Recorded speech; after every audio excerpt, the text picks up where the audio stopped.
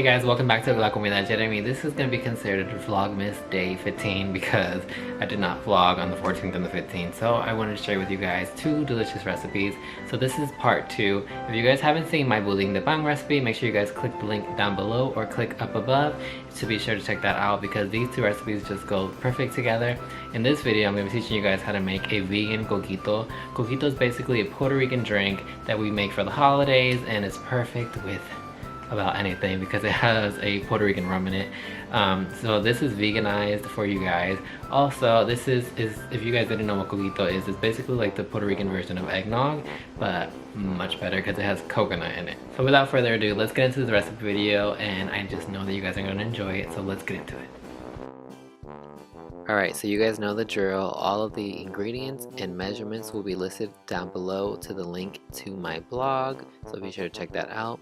We're going to go ahead and add all of our ingredients to a blender, and in this recipe I ended up using a silken tofu instead of any other egg replacer because I find it would taste the best and it works the best in this liquid mess. So I started off by making sure that the tofu was very silken and blended perfectly before adding the rest of my ingredients. So as you can see, you have a nice thick consistency, but once you start adding in all of the rest of your liquids such as your coconut cream and your coconut milk and your condensed milk and your evaporated milk, it will get very smooth. I also had to do this in batches because my blender is not big enough to handle the quantity that I was making. This makes about 2 to 3 bottles of coquito. In that mixing bowl I added my cinnamon, nutmeg, and vanilla, and I whisked this by hand just because my blender was just not large enough, but if you have a large enough blender you can definitely do it all in the blender. To this you're going to add vodka, and depending on how strong you like it, it's up to you on how much you want to add. I find that 2 capfuls of vodka, preferably Bacardi because it is a Puerto Rican rum, works the best in this recipe. If you prefer your drinks to be virgin like myself, you can opt out for the vodka and add none at all, and this drink is perfectly delicious just as it is.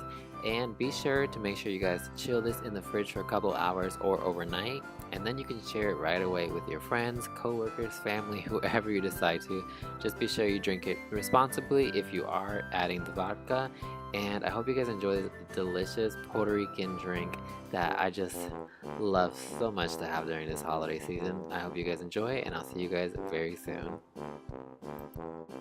Alright, so there you guys have it, a coquito recipe, and you guys can pair this with my buding de pan recipe. Make sure to check out the links down below for all of the ingredients and recipe instructions on how to make these two recipes.